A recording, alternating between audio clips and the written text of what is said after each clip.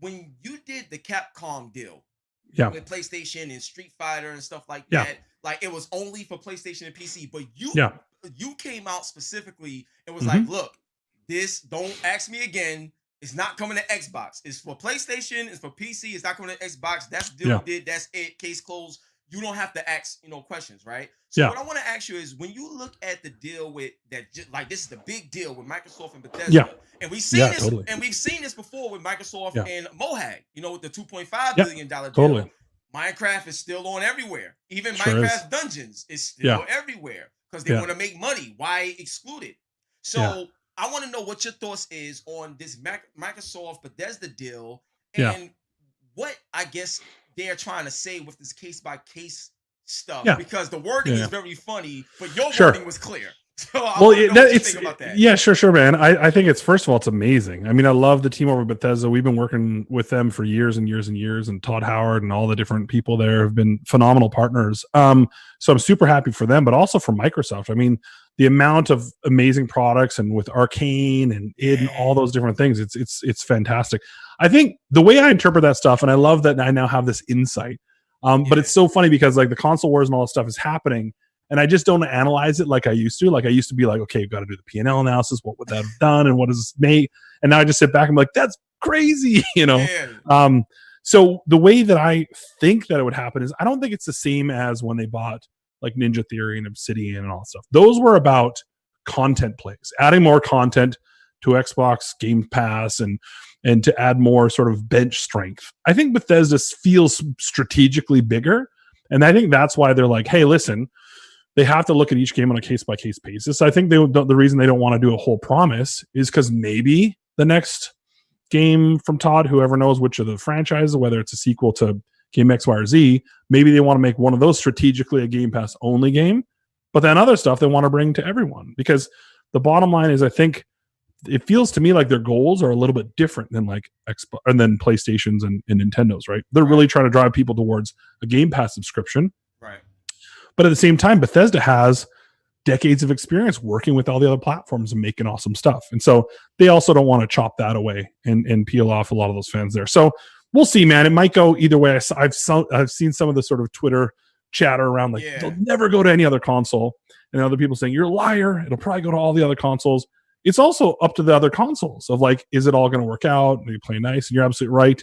When Mojang got bought, it still came to all the consoles. It had already been built for all those, but it continued to thrive and survive on those other ones. So, dude, I don't want to be hedge. It sounds like I'm picking sort of Switzerland, but like I think it's probably going to come. The content's going to come to other platforms on a strategic basis. So they'll probably keep back some to just draw. Boom! Could you imagine the next whatever it is, Elder Scrolls, just on Game Pass? Everyone's going to buy that, right? So they got to think strategically about a lifetime value of the players. And so when do you deploy your nuke bomb versus just keeping people happy? I mean, but that alone, we got EA passes in there. Yeah. Then the Bethesda stuff's going to be in there. Like that alone just adds so much value. And what I love is people that maybe can only afford to play 2 games a year and pay $120 a year. Now, if they're paying the $10 a month, they're getting access to so much more. Yeah, and I love that too. It makes it a lot more accessible for people to try different things. And that, as a developer, is always what your dream is. You want as many people to try your game as possible. And I think what they're doing is super smart to let more people under the rope. Yeah. So I love this.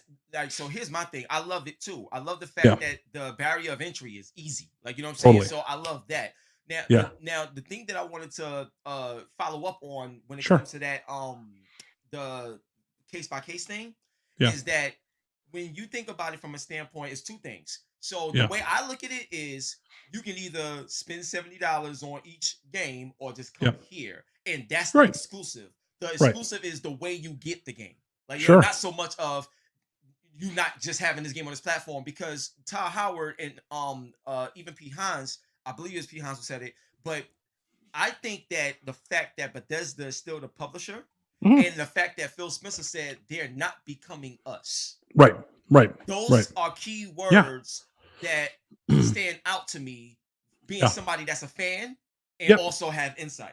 Like, well, the other thing on top of that is, from everyone I've talked to that have been acquired in the past, like, let's say 3 years, they're happy as clams. Like they're literally being left alone. Matt Booty is doing a fantastic job, I think, of just giving them all their autonomy and creative freedom, and so that's when we see in games like Grounded come out from Obsidian, stuff like that. To me, that's kind of like almost like an Apex Legends play of like we were just noodling on the smaller thing and put it out there to see how it would do. And I love and respect that because I think that's super smart. Let the teams be teams and don't try to, muddy the waters and make them do stuff. And I think you're absolutely right that it's already, Pete Hines is a perfect example. Todd Howard, they're fantastic examples of like, why would you give them any guidance on anything? They do awesome shit, right? Yeah, so like stand back, let them do their thing. And then you're absolutely right that that I think a lot of times when people look at, this game maybe gets some map content first, or maybe I get to play early on this beta, just think about it sort of as tipping the floor a little bit, right? You're absolutely right that you're drawing people in, right? You're sort of tipping the floor so things roll towards one direction versus the other. Right. And that's a lot of times how these things work and how we got to think about it. It's not always the prettiest. People, will still sort of raise their fist and be angry about it, but that's unfortunately it works. And even though players aren't super fans of it, I mean, I think you're absolutely right that tipping it towards all this free games coming to Xbox Game Pass, it's a huge cost benefit for sure. Yeah, so, and to me, I think that's the exclusive that they're talking about. Like, think about this.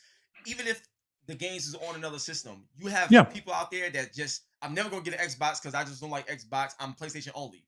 Okay, I still make money here though. Like, you know what I'm saying? So it's fine. Yeah. And then you have those people where it's like, wait, even though I love PlayStation $70 though, I can get all of this. Yeah. Look, I can't compete. They can't compete with that. I'm going. So I just think you win in every way when you do it that way. So the next question is this, right?